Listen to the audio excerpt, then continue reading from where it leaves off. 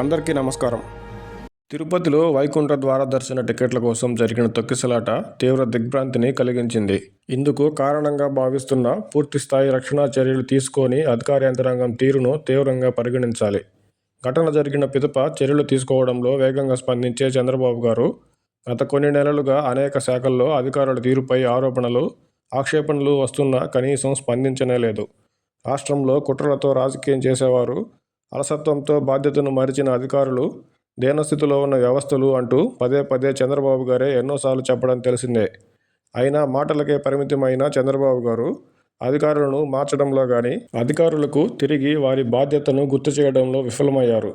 ప్రభుత్వాన్ని విమర్శించేలా మాట్లాడుతున్న అధికారులను సైతం ఏమీ చేయలేక చేష్టలుడికి చూస్తూ చంద్రబాబు గారు ఉండిపోయారు. తిరుపతిలో విషాదం జరిగితే గానీ చైర్మన్, ఈవో, జేఈఓల మధ్య పరపెచ్చాలు ఉన్నాయని ప్రభుత్వం దృష్టికి రాలేదంటే ఏమనుకోవాలి?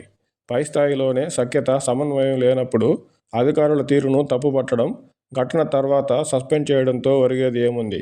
టీటీడీని పూర్తిగా ప్రక్షాళన చేస్తామని చెప్పిన కూటమి ప్రభుత్వం చైర్మన్ను నియమించడం, సౌకర్యాలను మెరుగుపరచడంపై దృష్టి పెట్టినా ఈ దుర్ఘటన చంద్రబాబు గారు చేస్తానన్న టీటీడీ ప్రక్షాళనపై ప్రశ్నలను లేవనెత్తేలా చేసింది.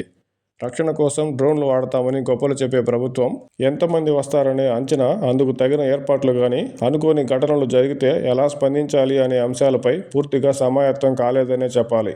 రక్షణా చర్యలలో ముందు వరుసలలో కీలకంగా ఉండాల్సిన హోంశాఖలో అలసత్వం ఇంకా వీడలేదనే చెప్పాలి.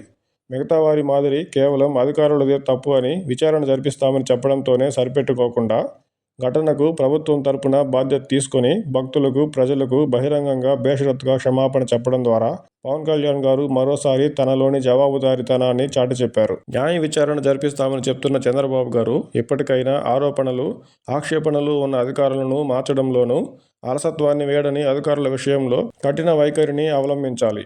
ప్రక్షాళనను మాటల్లో చెప్పడమే కాకుండా ఆ దిశగా పూర్తి స్థాయిలో అన్ని శాఖల్లోనూ అధికారుల ప్రక్షాళన చేయాలి.